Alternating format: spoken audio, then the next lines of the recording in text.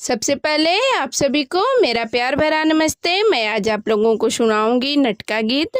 अगर गीत अच्छा लगे तो गीत को लाइक करिए, चैनल सब्सक्राइब करिए और कमेंट में ज़रूर बताइए कैसा लगा है मेरा गीत। अब प्लीज़ दोस्तों मेरे गाने को शेयर करिए और मुझे सपोर्ट भी करिए। लागे पैजनिया में धूल रे संवलिया, लागे पैजनिया में धूल रे संवलिया, लागे पैजनिया में धूल रे संवलिया। दे देहु ससुरु होया अपन रूमलिया, दे देहु ससुरु होया अपन रूमलिया।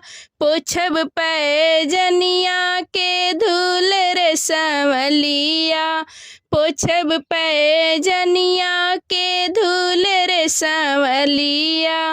लागे पैजनिया में धूल रे संवलिया, लागे पैजनिया में धूल रे संवलिया।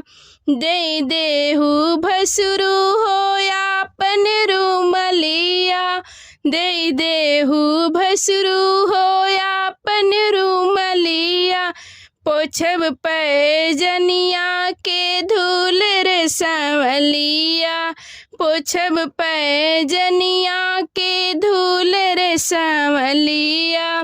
लागे पैजनिया में धूल रे संवलिया।